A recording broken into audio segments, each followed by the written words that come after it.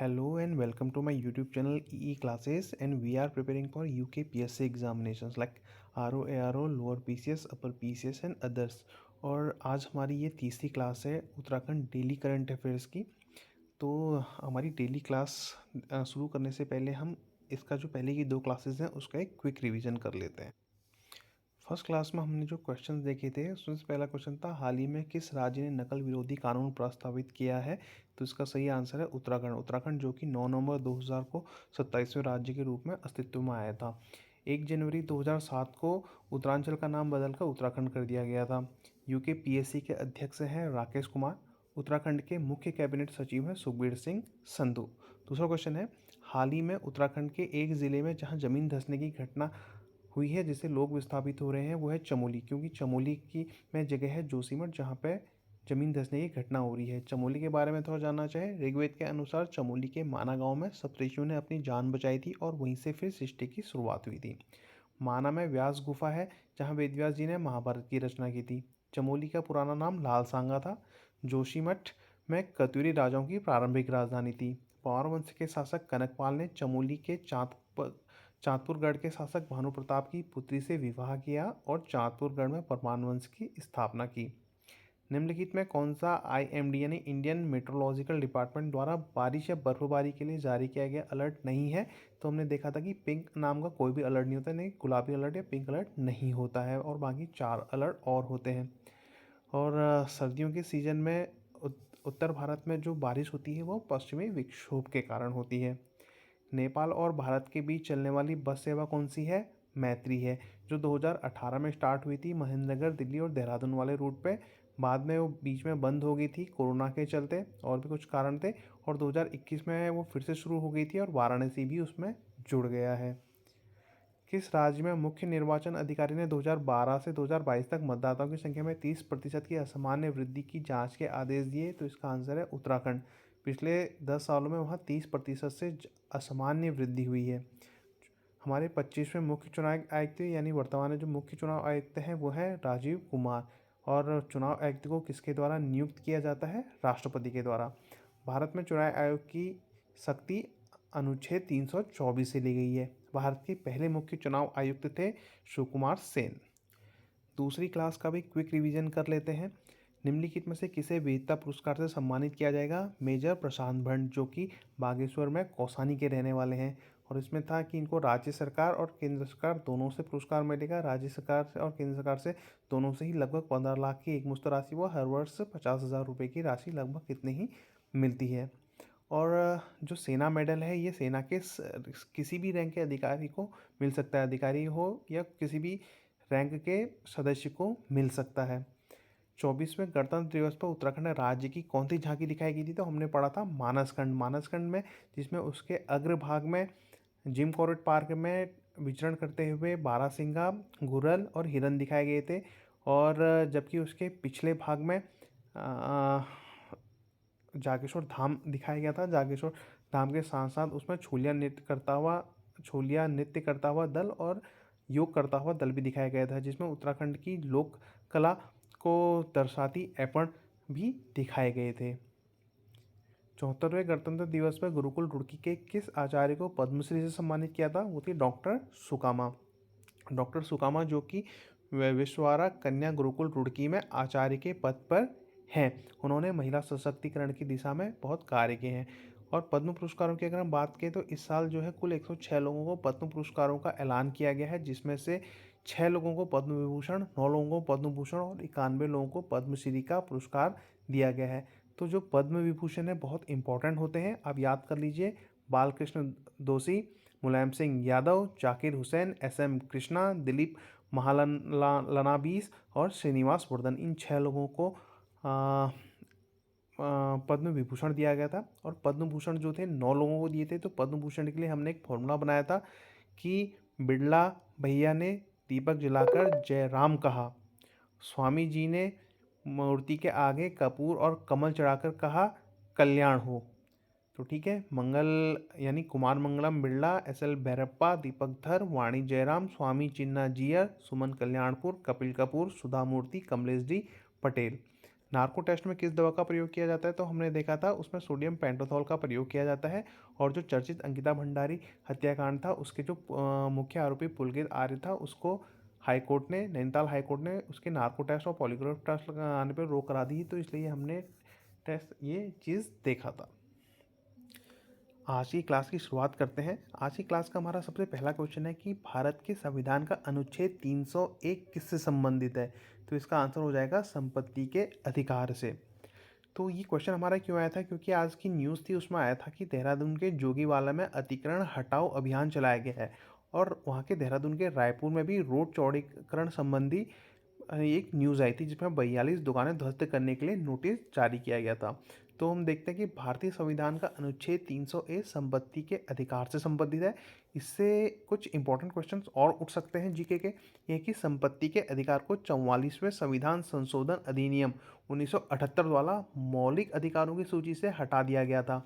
संशोधन के बाद इसे संविधान के 12वें भाग में अनुच्छेद 301 के तहत कानूनी अधिकार बना दिया गया था। तो ये क्वेश्चन यहाँ से निकल के आते हैं कौन सा, कि संपत्ति के अधिकार को हमारा कब किससे हटाया गया था, 44वें संविधान संशोधन जो कि 1978 में हुआ था। और बाद में इसे किस में डाल दिया गया था, भाग 12 में अनुच्छेद 301 के तहत एक कानूनी अधिकार बना दिया गया था। It's a very important question. अगले क्वेश्चन की तरफ बढ़ते हैं कि ठीक से चबानी यहाँ पे। तो ये क्वेश्चन ये है कि वर्षण या प्रिसिपिटेशन मापने के लिए किस यंत्र का प्रयोग किया जाता है। प्रिसिपिटेशन बहुत इंपॉर्टेंट ये वर्ड है और इसमें वर्डिंग में ही सारा खेल छुपा हुआ है कि वर्षण या प्रिसिपिटेशन, इसको वर्षा से बिल्कुल भी कंफ्यूज मत करना।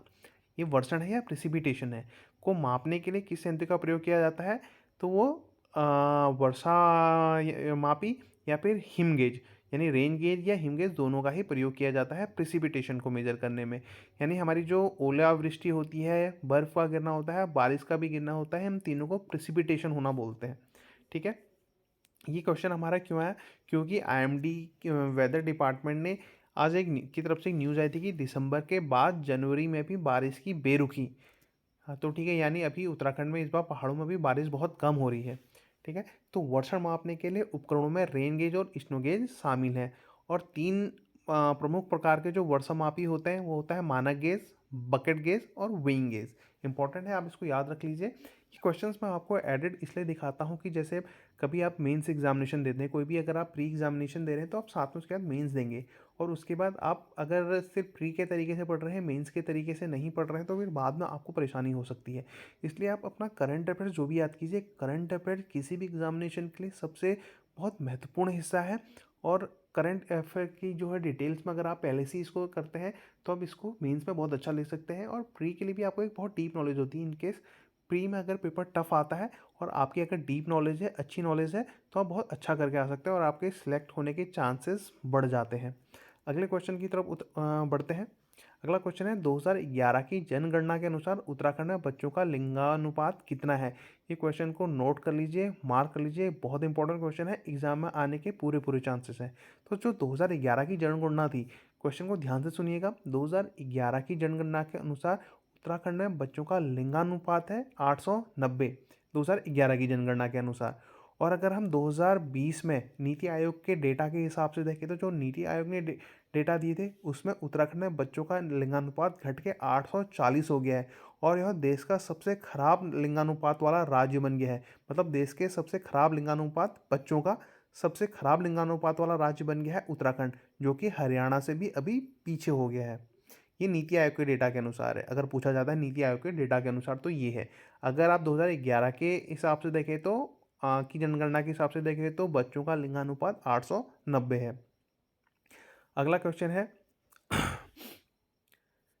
श्री काशी विश्वनाथ मंदिर उत्तराखंड के किस जिले में स्थित है।